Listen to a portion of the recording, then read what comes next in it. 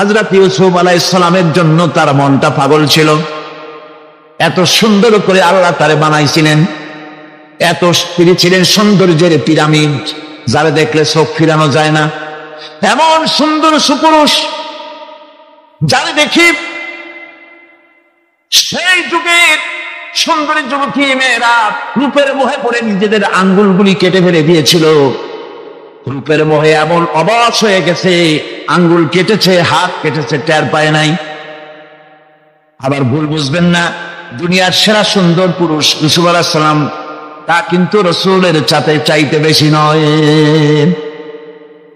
হযরত উম্মুল মুমিনিন আয়েশা রাদিয়াল্লাহু তাআলা আনহা তিনি বলেছেন, যেই সব সুন্দরী রমণীরা ইউসুফ আলাইহিস সালামকে দেখে রূপের মোহে পড়ে নিজেদের আঙ্গুলগুলো কেটে ফেলেছিল, ওরা যদি আমার হাবিবকে দেখতো, ওরা যদি আল্লাহ রাসূলকে দেখতো, তাহলে হাত কাটতে কাটতে কোন ফাঁকেতে কলিজা কেটে ফেলে দিত, ওরা টের পেত না। আবার বন্ধুগণ, হযরত আইয়ুব আলাইহিস সালাম সন্তানের মায়া, অন্যান্য ভাইরা হিংসায় পড়ে গেল, তারা নিয়ে তাকে কুয়ায় ফেলে দিল। সেখান থেকে তারা একটা ছাগল বা কোনো পশু জবাহ করে তার রক্ত মাখাইয়া জামা এনে হাজির করে দিল। হযরত ইয়াকুব আলাইহিস সালামের সামনে যে তারে নিয়ে খেলা করতে গিয়েছিলাম, আমরা খেলায় লিপ্ত ছিলাম, বাগে খেয়ে ফেলাইছে। এগুলি কি গল্প? এগুলি কি কোরআন? আল্লাহ পাক শোনাচ্ছেন, বিশ্ববাসীকে শোনাইছেন। সূরা ইউসুফের চাইতে এত সুন্দর উপাখ্যান গোটা পৃথিবীতে আর নাই। সুবহানাল্লাহ। অনেকে ইউসুফ জুলাইখার কেসা খুব মজা করে পড়ে, ফুর্তি করে, প্রেমের গল্প পড়ে। এটা কোনো প্রেমের গল্প নয়। ইউসুফ আলাইহিস সালাম, জুলাইখা ইউসুফ আলাইহিস সালামের জন্য কাঁদতে কাঁদতে চোখ কানা হয়ে গেছে। এরপর ইউসুফ আলাইহিস সালাম জুলাইখারে পাওয়ার জন্য পাগল হয়ে গেছে। নাউযুবিল্লাহ, এটা হয়নি কখনো। তিনি আল্লাহর পয়গম্বর, আর আল্লাহ কেমনে তারে বাঁচিয়েছেন? যখন জুলাইখা ঘরের ভিতরে সুন্দর করে যৌন উন্মাদনামূলক চিত্র অঙ্কিত করে ঘরের মধ্যে আটকায় দিয়েছে, তালা লাগায় দিয়েছে, আর নিজে যৌন উদ্দীপক কাপড় চোপড় পরেছে না পরার মতোই। সে যুগের সুন্দরী মেয়ে জুলাইখা, তার কুপ্রবৃত্তিকে চরিতার্থ করার জন্য আহ্বান করা হয়েছে। হযরত ইউসুফ আলাইহিস সালাম লক্ষ্য করে দেখলেন এমন জায়গা, এখান থেকে পালাবার তো পথ নাই, দরজা বন্ধ করে দিয়েছেন। তিনি শুধু তখন কেবলমাত্র আল্লাহ রাব্বুল আলামিনকে ভয় করলেন। আল্লাহকে ভয় করে আল্লাহর নাম নিয়ে যখন তালাবদ্ধ দরজার দিকে দৌড় দিয়েছেন, আল্লাহ রাব্বুল আলামিন আপন কুদরতে তালাগুলি খুলে দরজা তার জন্য উন্মুক্ত করে দিলেন। ইউসুফ আলাইহিস সালামকে হাওয়ায় দিয়ে এভাবে করে কাপড় এনে দিল তার সামনে, রক্তমাখা কাপড়। হযরত ইয়াকুব আলাইহিস সালাম সন্তানদের মুখে কাহিনী শুনে তিনি কি বললেন? কোরআনে কারীম তা কোট করেছে। তিনি চিক দিলেন না, ফাল দিলেন না, ফিট হয়ে পড়লেন না। তিনি বললেন, কলিজার টুকরা সন্তান তার মরার খবর শুনেছেন। তিনি বললেন কি? ফাসাবরুন জামিলুন ওয়াল্লাহুল মুস্তাআনু আলা মা তাসিফুন। আমি উত্তম সবর অবলম্বন করব। তোমরা যে কাহিনী রচনা করেছো এর বেলায় আমি আল্লাহর কাছে সাহায্য চাই। আমি উত্তম সবর অবলম্বন করব। আমার ভাইরা, 11 ভাই মনে করেছিলেন ইউসুফ আলাইহিস সালামকে মরণ কুয়ায় ফেলায় দিছি। তারা তো ঠিক পায় নাই, এটা মরণ কুয়া না, এটা হচ্ছে একটা সুড়ঙ্গ, যাকে ইংরেজিতে বলে টানেল। এটা এমন একটা সুড়ঙ্গ, ওরা মনে করেছে মরণ কুয়া। কিন্তু আল্লাহ রাব্বুল আলামিন এই কুয়াতে এমন বানালেন, ওরা একদিকে ফালায় দিল মরণ কুয়ায়, এ কুয়ার আর এক মুখ দিয়া আল্লাহ রাব্বুল আলামিন ইউসুফ আলাইহিস সালামকে নিয়ে মিশরের সিংহাসনে বসায়া দিলেন। এটা মরণ কুয়া নয়, এটা রাজ সিংহাসনে বসার সুড়ঙ্গ পথ। ইউসুফ আলাইহিস সালাম আজ প্রেসিডেন্ট, প্রেসিডেন্ট হয়ে বসে আছেন। ওদিকে কেনানে অভাব লেগে গেছে, সেখানকার মানুষেরা সাহায্য নিতে এসেছে। ওই 11 ভাইও আসছে। হযরত ইউসুফ আলাইহিস সালাম দেখিয়ে চিনে ফেলেছে। ওরা কিন্তু তখনও ঠিক পায় নাই। হযরত ইউসুফ আলাইহিস সালাম চিনে ফেলেছেন। এখন কি করা উচিত? সবগুলাকে ঠ্যাং উপরের দিকে উঁচাইয়া তারপরে সমানে ধোলাই দেওয়াইতেও স্বাভাবিক ছিল, আমাদের মতো মানুষ হইলে, ঠিক কিনা? শিখতে বলবেনি, অভ্যাস তো এটাই। হযরত ইউসুফ আলাইহিস সালাম তাদের সামনে পরিচয় দিলেন। তারা যখন বুঝতে পারল, লজ্জায় তাদের মাথা হেট হয়ে গেল। হযরত তার এক তো লজ্জা, আর 2 নম্বরের ভয়, জান নিয়ে কেনানে কেউ ফিরে যাইতে পারবো না। এখন অবস্থা হয়েছে যে জীবনই যায় নাকি এখানে। হযরত ইউসুফ আলাইহিস সালাম ভাইদের এই করুণ দুরবস্থা বুঝতে পারলেন। বুঝে চরম ধৈর্য ধরে তিনি কি বললেন? তিনি বললেন, লা তাসরিবা আলাইকুমুল ইয়াউম। ও ভাইরা, তোমাদের বিরুদ্ধে আমার কোনো পাপ নাই, দুঃখ নাই, বিদ্বেষ নাই, হিংসা নাই, আল্লাহর রাস্তে মাফ করে দিলাম। সুবহানাল্লাহ। এর নাম পয়গম্বর। এর নাম কি? পয়গম্বর। কিসের লেনিন, কিসের মার্কস? জওয়ানেরা, ভুল পথে মানুষ চলেছিল, আলহামদুলিল্লাহ আল্লাহ এগুলোরে ডাস্টবিনে ভালাই দিচ্ছে। কারণ আলহামদুলিল্লাহ, আলহামদুলিল্লাহ। পয়গম্বর কারে বলে? কারে বলে পয়গম্বর? কি চরিত্র! রাসূল করিম সাল্লাল্লাহু আলাইহি ওয়াসাল্লাম তাকে একজন সাহাবী বলছিলেন, হুজুর বলছেন এই কামটা করলা না কেন? সাহাবী বললেন, হুজুর আপনি যদি চোখের ইশারায় বলতেন মুখ দিয়ে না কইয়া, তাও তো আমি কামটা করে ফেলতাম, আমি তো বুঝি নাই। হুজুর বললেন, চোখের ঠারে ঠারে কাজ করা নবুয়তের শান নয়। আল ওয়াদুহু ওয়াস সারাহা, নবীরা যা করেন তা ডাইরেক্ট, বক্রতা নাই, স্পষ্ট কথা। আমার ভাইরা, হযরত ইউসুফ আলাইহিস সালাম বিনিয়ামিনকে কাছে নিয়ে পরিচয় দিলেন তার ভাইদের সামনে। কোরআনে কারীম বলছে, ক্বালা আনা ইউসুফ ওয়া হাদা আখি قد من الله علينا إنه من يتقي ويصبر فإن الله لا يضيع أجر المحسنين। আমি ইউসুফ আর এই হচ্ছে আমার ভাই। আল্লাহ আমাদের উপরে ইহসান করেছেন। প্রকৃতপক্ষে যারা আল্লাহকে ভয় করে এবং সবর ইখতিয়ার করে, আল্লাহ এভাবে তাদেরকে, তাদের আমলকে নিষ্ফল হতে দেন না। আমার এই জামাটা নিয়ে যাও।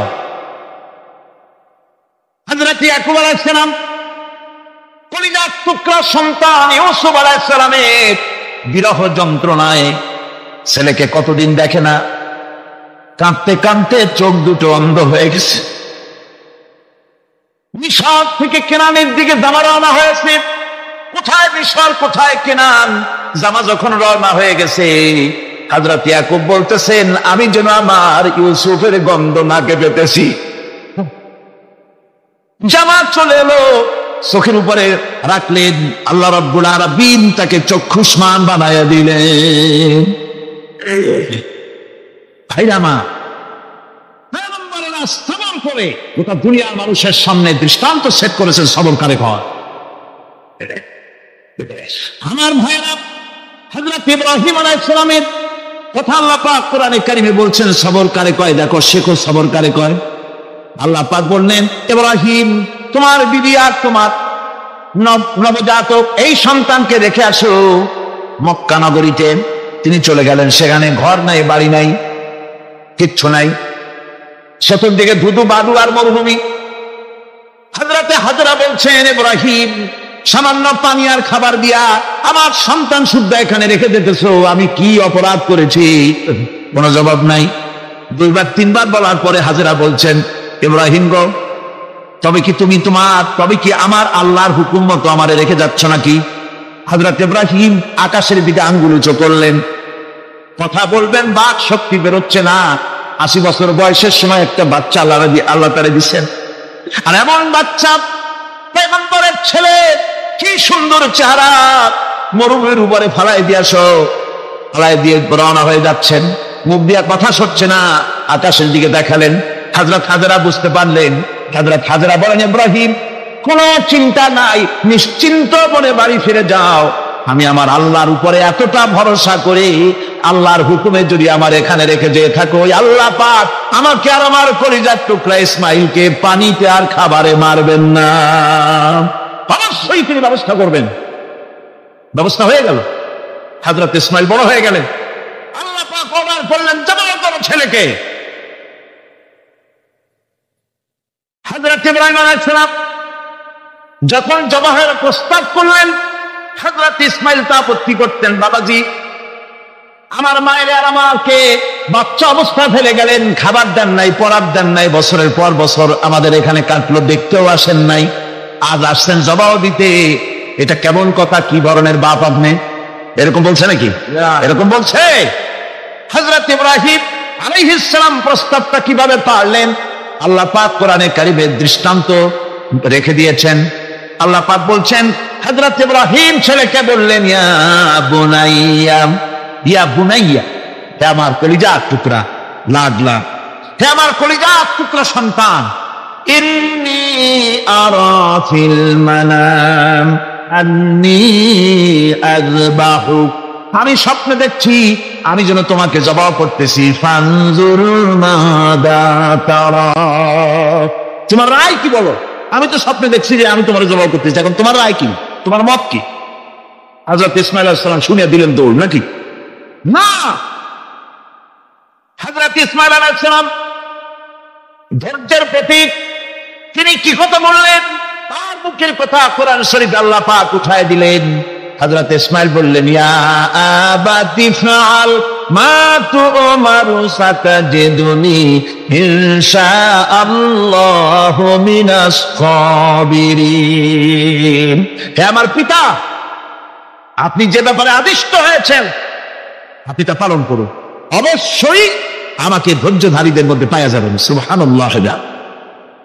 এক বর্ণনায় এসেছে, হযরত ইসমাঈল বললেন, আব্বা যান, আমি ধৈর্যধারীদের ভিতরে আমারে পাবেন, তবে জবাই করার আগে আমার হাত পাটা একটু বেঁধে নেন, কারণ জবাহের যন্ত্রণায় আপনার গায়ে যদি আমার হাত পা লেগে যায় তো বেয়াদবি হয়ে যেতে পারে। আর আমি বলে আমার জবাই হয়ে যাওয়ার পর আমার রক্ত মাখা জামাটা নিয়া আমার মা হাজেরারে দিবেন, কারণ তাকে মা বলবার মতো আর তো কেউ নাই। হযরত ইব্রাহিম তাকে বাঁধবার জন্য প্রস্তুতি নিলেন। হযরত ইসমাঈল বলছেন, আব্বাজান বাঁধবেন না, বাঁধার প্রয়োজন নাই। বলে কেন? একবার বাঁধতে বললে আবার তুমি নিষেধ করছো কেন? ছেলে বলছেন, আব্বাজান বাঁধবো না এই জন্যে, হয়তো কিয়ামতেই প্রশ্ন উঠতে পারে যে আল্লাহর হুকুমে রাজি ছিল না বলে হাত পা বাঁধা জবাই করছে, আমি এই সুযোগ দিব না, আপনি জবাই করেন, আমি এতটুকু নড়াচড়া করব না। ধৈর্যের চরম প্রতীক হযরতে ইসমাঈল আলাইহিস সালাম দেখাই দিয়েছেন ধৈর্য কারে কয়। আমার বন্ধুগণ, এই পৃথিবীর সবচাইতে ধৈর্যের বড় প্রতীক হতেছেন ইমামুল মুরসালিন, আশরাফুল আম্বিয়া, সাইয়্যিদুল মুরসালিন, জনাবে মুহাম্মাদুর রাসূলুল্লাহ সাল্লাল্লাহু আলাইহি ওয়াসাল্লাম। আমার বন্ধুগণ, সবচাইতে বড় ধৈর্যের প্রতীক তিনি। কাউকে একটা গালি দেন নাই জীবনে, কাউকে ঠাট্টা করেন নাই, কাউকে মারেন নাই, কারো মনে দুঃখ দেন নাই। তিনি দুঃখ পেয়েছেন, তিনি কাউকে দুঃখ দেন নাই। তিনি কষ্ট পেয়েছেন, কাউকে কষ্ট দেন নাই। আমার ভাইয়েরা, তায়েফের ময়দান, আমার নিজের চোখে তায়েফে যেদিন আমি তায়েফ দেখলাম, আমি তায়েফে ঢুকেছি, জীবনে কোনোদিন যাই নাই। রমজান মুবারকে আমি সেখানে গেলাম, আমাকে বসার জন্য তারা নিয়ে যাবে। আমি বললাম আগে বসবো না, আমারে আগে নিয়ে যাও, আমার নবীকে কোন জায়গায় ওরা মেরেছিল সে জায়গাটা দেখাও। তায়েফের সেই গলিতে যখন আমি গিয়েছি, দুই দিকে পাহাড় দাঁড়ানো, তায়েফের লোক আমার সাথে ছিল, তারা বলল এই জায়গাটা প্রথম যেখানে চতুর্দিক থেকে নবীজিকে পাথর মারছিল আর আল্লাহর নবী বেহুশ হয়ে পড়ে গিয়েছিলেন। 3-4 দিন না খাওয়া, হযরতে খাদিজা নাই, আবু তালিব নাই, মক্কায় জায়গা নাই পা রাখার। নবীজি 3-4 দিন ঘুরলেন। নেতারা বলল, তুমি যদি নবী হবে তো এতিম হলে কেন? আল্লাহ নবী বানাবার জন্য কি একটা ধনী মানুষ পায় না? তোমার মতো এতিম আর গরিবের নবী বানাইলো কেন? আল্লাহ নবী 3 দিন পর যখন দেখলেন কেউ দাওয়াত শোনে না, কেউ মানে না, কেউ গ্রহণ করে না, তখন তিনি নেতাদের অনুরোধ করলেন, ঠিক আছে দাওয়াত তো কবুল করলেন না, তবে একটা কাজ অন্তত, আমি যে তায়েফে আসছিলাম এই খবরটা মক্কায় দিও না, ওরা আরো অত্যাচার বাড়ায় দেবে। এই কাফের গুলি খবর তো মক্কায় পাঠালো, আর সমস্ত যুবকদেরকে লেলিয়ে দিল। যুবকেরা চতুর্দিকে দাঁড়াইছে, রাসূলকে পাথর মারা শুরু করে দিল। আমি যখন রেল লাইনের থেকে হাঁটি, যখন রেল লাইন কোনো সময় দেখি, রেলের পাথরগুলি, রেল লাইনের পাথরগুলি দেখলে আমার মাথায় যেন কেন তাইফের কথা বলে এসে যায়। আরে মানুষের গায়ে পাথর মারলে কি অবস্থার সৃষ্টি হয়! পাথর নূরের শরীর, রহমতের শরীর, কিছু কিছু রক্ত ঝরছে। নবীজিকে জোর করে উঠাইয়া জবরদস্তি করে হাঁটার জন্য তারা ধাক্কা মারতেছে। আবার কিছুদিন গিয়ে নবীজি আবার বেহুশ হয়ে পড়েছেন, এইখান থেকে আবার উঠাইছে, আবার ধাক্কা মারতেছে। 3 নম্বরের আর একটা জায়গা আছে যেখানে ভাঙ্গা একটা মসজিদ। তাইফের লোকেরা আমাকে বলল, এই জায়গাটা হলো শেষ জায়গা যেখানে রাসূল করিম তৃতীয়বারের মতো বেহুশ হয়েছিলেন, এখানেই হুজুরের রক্ত ঝরেছে বেশি। 2 রাকাত নামাজ পড়লাম, সিজদা পড়ে এমন কান্না কাঁদলাম আল্লাহর কাছে। নবীজি যখন হুঁশ এসেছে, হযরতে জিবরাইল বলেন, ইয়া রাসূলুল্লাহ, আপনার এই কষ্ট দেখে ফেরেশতারা কাঁদতেছে, আপনি অনুমতি দিয়ে দেন এই 2 পাহাড়কে মিলাইয়া সমস্ত তায়েফবাসী কাফেরগুলি মাটির সাথে মিশাইয়া দেই। নবীজি বললেন, জিবরাইল, আমি যদি হুকুম করি আর আমার হুকুম মতো যদি এই কাম করো, একটা কাফেরও যদি না বাঁচে তাহলে কার মুখে পৌঁছাবো লা ইলাহা ইল্লাল্লাহু মুহাম্মাদুর রাসূলুল্লাহ। আমার ভাইরা, হযরত সাল্লাল্লাহু আলাইহি ওয়াসাল্লাম উঠে বসলেন। এমন সময় হযরতে যায়েদ শরীরের রক্তগুলি মুছে দিতেছেন। হযরত সাল্লাল্লাহু আলাইহি ওয়াসাল্লাম বসে 2খানা হাত উত্তোলন করলেন।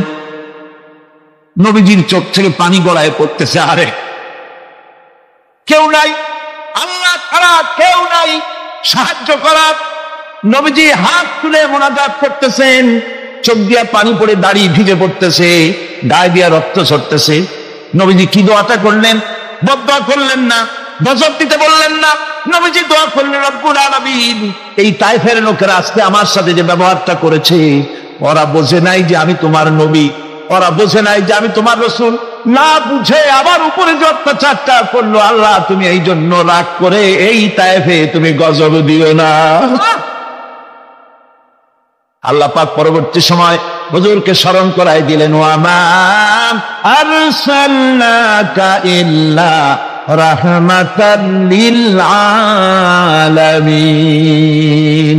ও নবী, আপনি হচ্ছেন আমার সমস্ত সৃষ্টি জগতের জন্য, আপনি আমার রহমত, আমার গোটা বিশ্বের জন্য আপনার, আমার সৃষ্টি জগতের জন্য আপনি আমার করুণা। একটা রাসূলের এই কষ্ট দেখে বাগান থেকে 1 গ্লাস আঙ্গুরের শরবত এনে হাজির করেছে।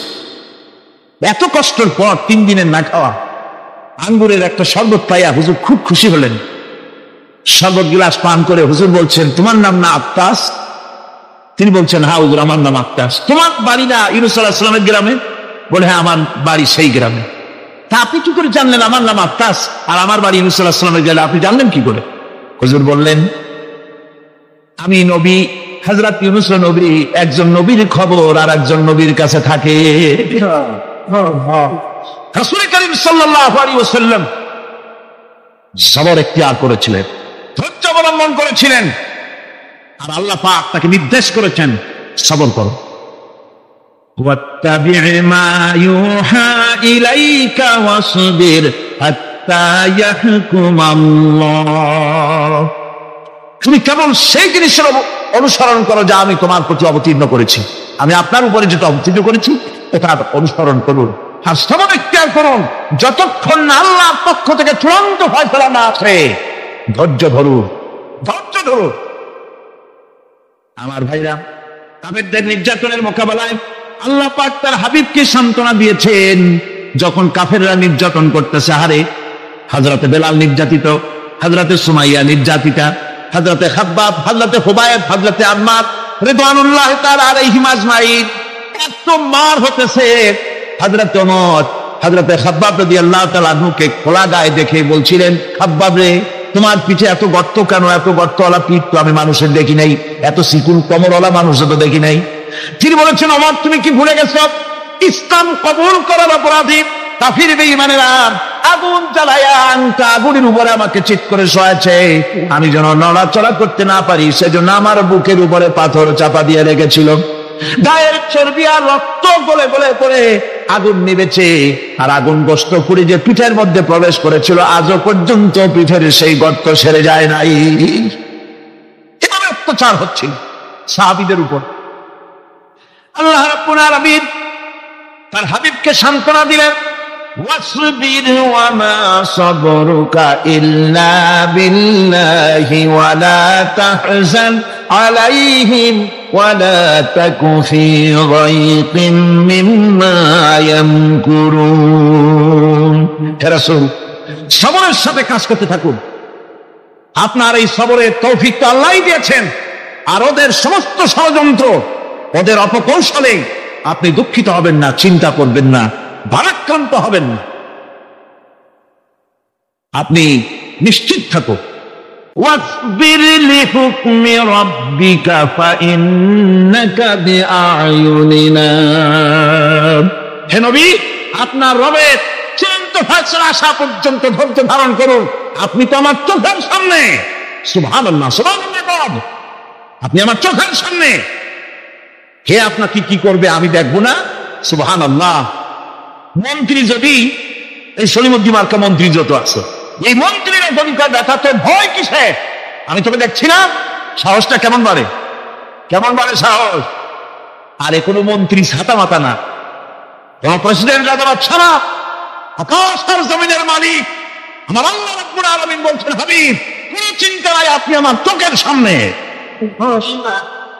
ওরা চায় আপনাকে দুনিয়া থেকে মিটাই দিতে, আর আমি চাই ওয়ারাফানা লাকা যিকরা, আপনার প্রশংসা তো হবে গোটা বিশ্ব জুড়ে, সর্বত্র ছড়িয়ে যাবে আপনার নাম। সুবহানাল্লাহি বিহামদিহি। আল্লাহ পাক অন্যত্র বলেছেন, ওয়ালাকাদ কুযিবাত রুসুলুম মিন ক্বাবলিকা ফাসাবারু আলা মা কুযিবু ওয়া উযু হাত্তা আতাহুম নাসরুনা।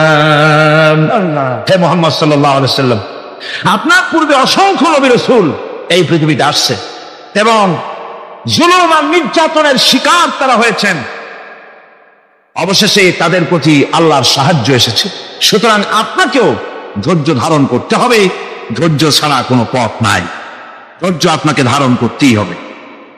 আর এই ধৈর্য ধারণ করলে পরে আল্লাহর চূড়ান্ত ফয়সালা আসবে, তখন আল্লাহ পাক মেহেরবানি করবেন। আমার ভাইরা, এই ধৈর্য পৃথিবীর সমস্ত পয়গম্বররা ধৈর্য অবলম্বন করেছেন, কখনো অধৈর্য হন নাই। দিন কায়েমের সংগ্রামে নবী রাসূলগণ দারুণ ভাবে সবর ইখতিয়ার করেছেন। বৃদ্ধবাদীদের সকল রকমের নির্যাতন, অপকৌশল, ষড়যন্ত্র, এই সব কিছু মোকাবেলা করেছেন ধৈর্যের নীতি অবলম্বন করি। কখনো ধৈর্য ত্রুটি তাদের মধ্যে ঘটেনি, বরং আল্লাহ রাব্বুল আলামিন তাদের প্রতি সন্তুষ্ট হয়েছেন। যারা এই ধৈর্য ধরেছেন তাদের উপরে সন্তুষ্ট হয়ে আল্লাহ রাব্বুল আলামিন বলেছেন, ওয়া কাআইয়িম মিন নাবিয়্যিন কাতালা মাআহু রিব্বিয়ুনা কাসীর। এর আগে অনেক নবী এসেছিলেন যাদের সাথে বহু আল্লাহর নবী লড়াই করেছেন। ফামা ওয়াহানু লিমা আসাবাহুম ফি সাবিলিল্লাহি ওয়া মা যাফু ওয়া মাস্তাকানু। আল্লাহর পথে তাদের উপর যত বিপদ এসেছিল তারা হতাশ হয়ে পড়েন নাই, দুর্বলতা দেখাননি, বাতিলের সামনে মাথা নত করেন। ওয়াল্লাহু ইউহিব্বুস সাবিরিন। আর আল্লাহ পাক ধৈর্যশীল যারা, তাদেরকে আল্লাহ পাক ভালোবাসেন। আমার ভাইরা, ধৈর্যের পরিচয় রাসূল করিম সাল্লাল্লাহু আলাইহি ওয়াসাল্লাম উহুদের ময়দানে যখন আক্রান্ত হয়ে গেলেন, চতুর্দিকে কাফেররা ঘিরে ধরেছে, বাঁচার কোনো পথ নাই, সাহাবায়ে কেরাম রাসূলকে পাহারা দিলেন। যারা রাসূলকে পাহারা দিতে দাঁড়াইছেন, জীবন দিয়া পাহারা দিতে দাঁড়ায় গেছে, রাসূলের দিকে মুখ দিয়া পিঠটা বাইরের দিকে দিয়ে রাসূলকে পাহারা দেওয়া শুরু করেছেন। হুজুরকে পাহারা দিতে যারা দাঁড়িয়েছেন, কাফের কর্তৃক নিক্ষিপ্ত কি তীরগুলি এসে যখন বিঁধতেছিল, শুধু একজন সাহাবী হযরত তালহার পিঠের ভিতরে রাসূলকে হেফাজতের জন্য 80টা তীর একজনের পিঠের মধ্যে দিয়ে ঢুকেছে। এক অসতর্ক মুহূর্তে নবীজির ডান্ডা মোবারক শহীদ হয়ে গেল, শিরস্থান ভেঙে গেল, লোহার কড়া প্রবিষ্ট হয়ে গেল কপালের ভিতরে। হুজুর মাথা ঘুরে পড়ে গেলেন। হযরত আবু উবাইদা রাদিয়াল্লাহু তাআলা আনহু হুজুরের মস্তক মোবারককে করে নিয়ে তারপরে বহু কষ্ট করে মাথা থেকে লোহার কড়া বের করলেন। এবার ওই কড়ার ছিদ্র দিয়ে রক্ত আসতেছে, মুখ দিয়ে রক্ত পড়তেছে, দাড়ি ভিজে যাচ্ছে। বুখারী শরীফে এসেছে, আল্লাহর নবী দুইখানা হাত নিজের চেহারার উপরে মলে আনে, টাটকা রক্ত চোখের সামনে দেখে বলছেন, আহারে, এই কওমের ফালাক কি করে হবে, এই কওমের মুক্তি কি করে হবে, এই কওমের নাজাত কি করে হবে, যে কওম তার নবীর চেহারা রক্ত দিয়ে আল্লাহ বানাইয়া দিল। নবীজি বললেন, আল্লাহুম্মা গফির লি কওমি ফাইন্নাহুম লা ইয়ালামুন।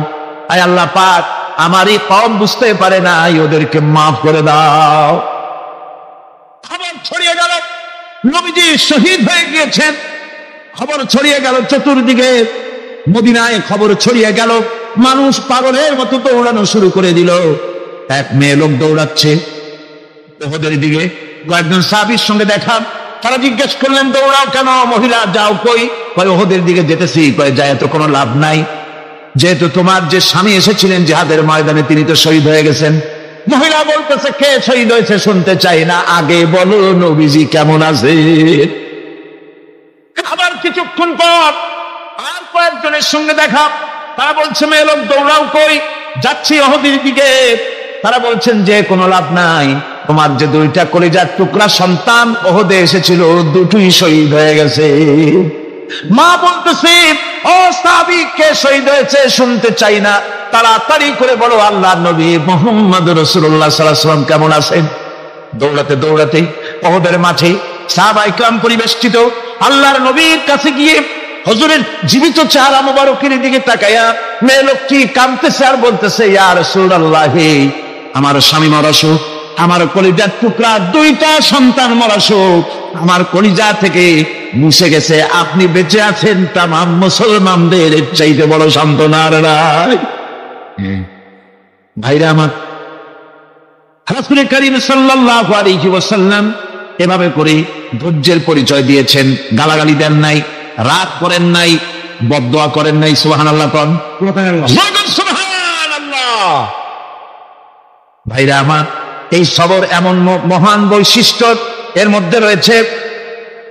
জিহাদের ময়দানে যদি লোক কম হয় আর যদি তাদের মধ্যে সবর থাকে, বেশি সংখ্যক লোকের উপরে আল্লাহ পাক সবরকারীদেরকে বিজয়ী করে দিবেন। কোরআনে কারীমে রব্বুল আলামিন বলেন, কাম মিন ফিয়াতিন কালিলাতিন গালাবাত ফিআতান কাসীরাতাম বিইذনিল্লাহ ওয়াল্লাহু মা'আস সাবিরিন। এমন ঘটনার বহু নজির আছে যে কম সংখ্যক লোকেদের উপরে আল্লাহ পাক, বেশি সংখ্যক লোকেদের উপরে আল্লাহ পাক কম সংখ্যক লোকদেরকে জয়ী করে দিয়েছেন। ওয়াল্লাহু মা'আস সাবিরিন। আর আল্লাহ আছে ধৈর্যশালীদের সাথে। আল্লাহ আছে কাদের সাথে? দেখেন না বদরের কামটা, বদরের ময়দান, 313 জন মুসলমান, অস্ত্রপাতি নাই, সামান্য অস্ত্র, আর কাফেরেরা এসছে হাজারেরও বেশি। আমার বন্ধুগণ, ধৈর্য কত বড় কাম দিল, ধৈর্য ধারণ করেছেন তারা, আল্লাহর উপরে ভরসা করেছেন। আল্লাহ রাব্বুল আলামিন অস্ত্রের কাজ কি দিয়া করায় দিলেন। একজন সাহাবী এসে বলছেন, হুজুর, জিহাদের ময়দান, ইসলামের প্রথম জিহাদ, আমার কাছে তো অস্ত্র নাই, মেহেরবানি করে একটা অস্ত্র আমারে দেন, আমি লাফায় পড়ি জিহাদের মধ্যে। হুজুর বলেন, অস্ত্র তো আমার কাছে নাই, দিবটা কি? সাহাবী বলছেন, হুজুর, অস্ত্র না থাকে যা পারেন তাই দেন, আপনার হাত দিয়ে যা দিবেন আমি দাঁড়ায় থাকতে পারবো না, জিহাদে আমাকে শরীক হতেই হবে। নবীজি কাছে পেলেন একখানা শুকনা খেজুরের ডালখানা তুলে সাহাবীর হাতে তুলে দিলেন। সাহাবী বলেন, রাসূলের হাতের দেওয়া শুকনা খেজুরের ডালটা নিয়ে আমি যখন কাফেরদের ভিড়ের মধ্যে ঝাঁপায় পড়ে যখন শুকনা খেজুরের ডাল দিয়ে আঘাত দিলাম, তখন ধারালো তরবারে দিয়ে আঘাত করলে যে কাম হয়, শুকনা খেজুরের ডালের আঘাতে কাফের দ্বিখণ্ডিত হয়ে জমিনে পড়ে গেল। ভাইরা আমার, আল্লাহ রাব্বুল আলামিন সবর যারা করে, সংখ্যা যদি কম হয়, আল্লাহ পাক তাদেরকে বিজয়ী করে দেবেন, এই ওয়াদা আল্লাহ রাব্বুল আলামিন করেছেন। এই সবরের গুণ ছাড়া জান্নাতেও প্রবেশ করা যাবে না। সবর যদি না থাকে বেহেশতে যাওয়া যাবে না। ভালো করে মনে রাখেন, আল্লাহ পাক বলছেন, আম্মা হাসিবতুম আন তাদখুলুল জান্নাতা ওয়া লাম্মা ইয়া'লামিল্লাহুল্লাযীনা জাহাদু মিনকুম ওয়া ইয়া'লামাস সাবিরিন। তোমরা কি মনে করেছো এমনি বেহেশতে চলে যাবা? এটা কি মামু বাড়ির আবদার নাকি? এমনি বেহেশতে চলে যাবা? অথচ আল্লাহ রাব্বুল আলামিন এখনো দেখেন নেননি যে তোমাদের মধ্যে কারা জিহাদ করতে প্রস্তুত, কারা তোমাদের মধ্যে জিহাদ করে জান দেওয়ার জন্য প্রস্তুত, আর কারা ধৈর্যধারী, এটা তো আল্লাহ এখনো দেখে নেন নাই। সুতরাং হক এবং বাতিলের সংগ্রামে লিপ্ত হতে হবে। আল্লাহ দেখতে চান কারা জীবন দিতে চায়। সুতরাং ইসলামী আন্দোলনে যারা শরীক হবে তাদের বিপদ এবং মুসিবত দিয়ে আল্লাহ রাব্বুল আলামিন তাদের সাহসিকতা এবং ধৈর্যের পরীক্ষা নিবেন। কোরআনে কারীম বলছেন, وَلَنَبْلُوَنَّكُمْ حَتَّى نَعْلَمَ الْمُجَاهِدِينَ مِنكُمْ وَالصَّابِرِينَ وَنَبْلُوَ أَخْبَارَكُمْ। অবশ্যই আমি তোমাদেরকে পরীক্ষার সম্মুখীন করব, আর তোমাদের মধ্যে সত্যিকার মুজাহিদ, দৃঢ়তা অবলম্বনকারী কারা, আমি তা দেখব। এটা যেন আমি দেখে নিতে পারি, সেই জন্য আমি বিপদ এবং মুসিবতের মধ্যে তোমাদের ফেলবো। ধৈর্যধারীদের উপরে আমার রহমত অবশ্যই থাকবে। আবার এমন এক সম্পদ যা ধারণ করলে পরে আল্লাহ রাব্বুল আলামিন রাষ্ট্রীয় ক্ষমতা দান করে দেন। সুবহানাল্লাহ, সুবহানাল্লাহ। ধৈর্য ধারণ করলে আল্লাহ রাষ্ট্রের মতো বিরাট নিয়ামত আল্লাহ হাতে তুলে দিবেন।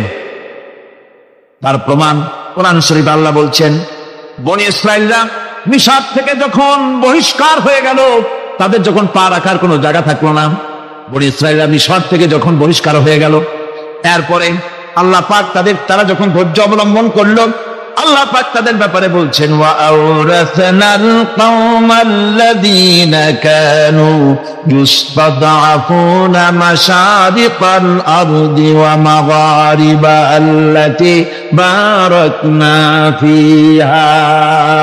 আর তাদের স্থলে আমি নির্যাতিত লোকদেরকে প্রতিষ্ঠিত করলাম। পশ্চিম এবং উত্তরের তাদেরকে আমি পশ্চিম এবং পশ্চিম এবং পূর্বের উত্তরাধিকারী তাদেরকে বানায় দিলাম। বিরাট এলাকা তাদের হাতে আমি তুলে দিলাম। ওয়া তাম্মাত কালিমাতু রাব্বিকাল হুসনা আলা বানি ইসরাঈলা বিমা সাবারু। আর এভাবে করে আল্লাহ পাক তার কথাকে পূর্ণ করলেন বনি ইসরাঈলদের উপরে। সবর ইখতিয়ার করার জন্য, ধৈর্য ধরার কারণে আল্লাহ পাক রাষ্ট্রের মালিক তাদের বানায় দিলেন। সুবহানাল্লাহ। সবর যদি করা হয়, কেউ যুদ্ধ যদি বাদে, যদি জাহাজ শুরু হয়ে যায়, আল্লাহ পাক বলেছেন ফেরেশতা দিয়ে সাহায্য করবে। যদি সবর থাকে, তোমাদের সবর থাকলে আল্লাহ কি দিয়ে সাহায্য করবে? ফেরেশতা। কোরআনে কারীম বলছে, বালা ইন তাসবিরু ওয়া তাত্তাকু ওয়া ইয়াতুকুম মিন ফাওরিহিম হাদা ইউমদিদুকুম রাব্বুকুম বিখামসাতি আলাফিন মিনাল মালাইকাতি মুসাউমিন। হ্যাঁ, তোমরা যদি ধৈর্য অবলম্বন করো আর আল্লাহকে ভয় করে চলো, তাহলে এক্ষুনি আল্লাহ রাব্বুল আলামিন তোমাদের জন্য কাতারে কাতারে শৃঙ্খলাবদ্ধ ৫,০০০ ফেরেশতা দিয়ে তোমাদেরকে সাহায্য করবেন। সুবহানাল্লাহ। তোমাদেরকে ফেরেশতা দিয়ে সাহায্য করা হবে। তোমরা যদি সবর ইখতিয়ার করো, তাহলে সংখ্যা যদি কম হয়, বেশি সংখ্যার উপরে জয়ী করে দেব। ইয়াকুম মিনকুম ২০ সাবিরুনা ইয়াগলিবু মিআতাইন। যদি তোমাদের ভিতরে ধৈর্যশীল ২০ জন হয়, আমি ২০০ কাফেরের বিরুদ্ধে তোমাদেরকে জয়ী করে দেব। সুবহানাল্লাহ। তোমরা যদি হও ধৈর্যশীল ২০০ কি কয় ২০ জন, ২০০ কাফেরের উপরে তোমরা জয়যুক্ত হয়ে যাবে। আর বিপদ আর মুসিবতে যারা ধৈর্য ধরে তাদের জন্য আল্লাহর পক্ষ থেকে সুসংবাদ। সুসংবাদ কাদের জন্য? ধৈর্যধারীদের জন্য। কোরআনে কারীম বলছে, ওয়াবাশশিরিস সাবিরিনা আল্লাযীনা ইযা আসাবাতহুম মুসিবাতুন ক্বালু ইন্না লিল্লাহি ওয়া ইন্না ইলাইহি রাজিউন। সুসংবাদ সেই সব ধৈর্যশালীদের জন্য যারা নাকি বিপদ এবং মুসিবতে আসলে যারা বলে, কি বলে? পড়েন আমার সাথে, ইন্না লিল্লাহি ওয়া ইন্না ইলাইহি রাজিউন। এটা শুধু আমাদের লোকেরা কেউ মরলে পড়ে, এটা শুধু মরার সময় নয়, বরং যে কোনো বিপদ আর মুসিবত এলে মোমেন বান্দা যারা তারা কি পড়বে? ইন্না লিল্লাহি ওয়া ইন্না ইলাইহি রাজিউন। নিশ্চয়ই নিশ্চয়ই আমরা আল্লাহর জন্য এবং আমাদের সকলকেই আল্লাহর কাছে ফিরে যেতে হবে, প্রত্যাবর্তিত হতে হবে। সবরকারীদের জন্য রয়েছে জান্নাতের সুউচ্চ সম্মানের জায়গা। জান্নাতে সবচেয়ে সম্মানজনক জায়গা আল্লাহ রাব্বুল আলামিন ধৈর্যশালীদেরকে দান করবেন। কোরআনে কারীম বলছেন, উলাইকা ইউজজাউনাল গুরফাতা বিমা সাবারু ওয়া ইউলাক্কাউনা ফিহা তাহিয়াতাও ওয়া সালামা। এরা হলো সেই সব লোক যাদেরকে প্রদান করা হবে বেহেশতের সুউচ্চ মঞ্জিল, কারণ তারা সবর এখতিয়ার করেছিল, তারা সবর করছিল, এই জন্য বেহেশতের সবচাইতে ভালো জায়গা তাদের দেওয়া হবে। কোন আলহামদুলিল্লাহ, জোরে কোন আলহামদুলিল্লাহ।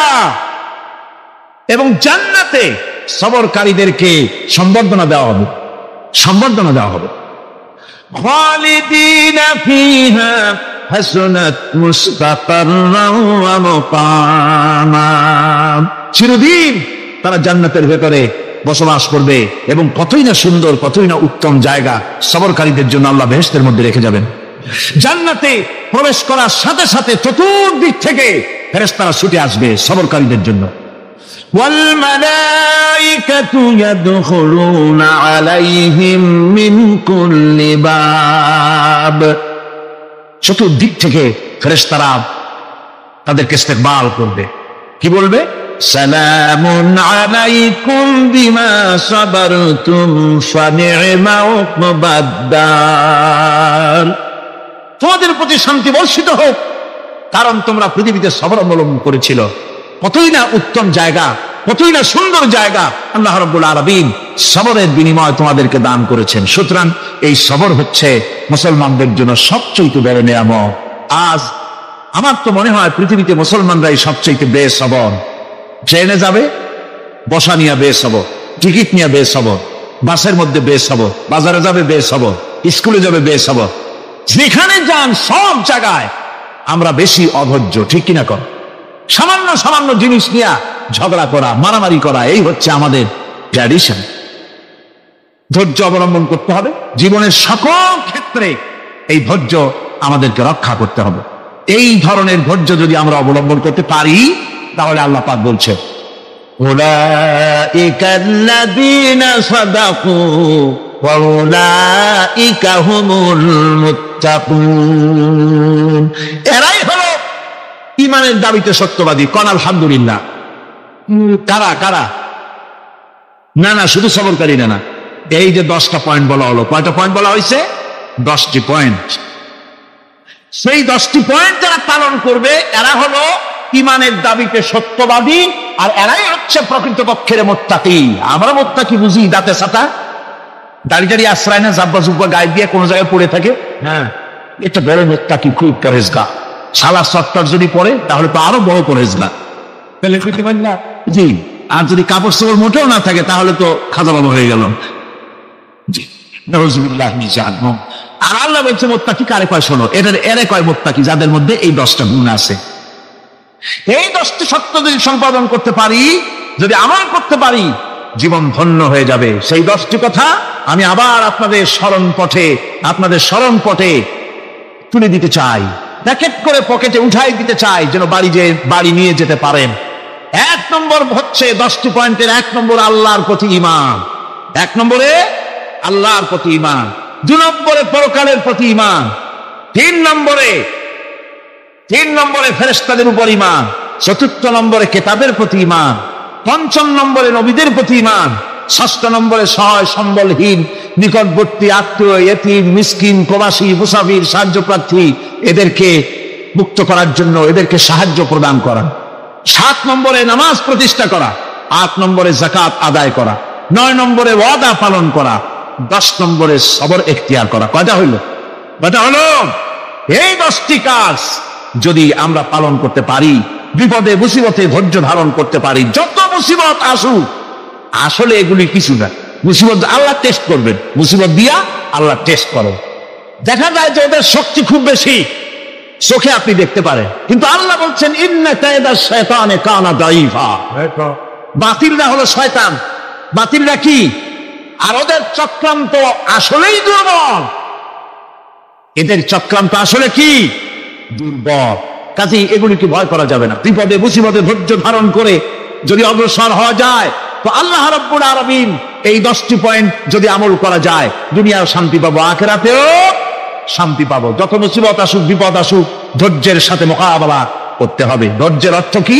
আমি আগেই বলেছি, ধৈর্যের অর্থ হচ্ছে অবিচলতা, দৃঢ়তা, বরদাস্ত করা, সহিষ্ণুতা, ধীরতা, স্থিরতা। ধৈর্যের অর্থ এটা নয় একজন একটা থাপ্পড় মারলো আর আপনি বলবেন যে বাবা ব্যথা পাইছো নাকি, তাহলে আর একখান থাপ্পড় দিয়া দাঁত আমার সবগুলো ভালাই দেয়।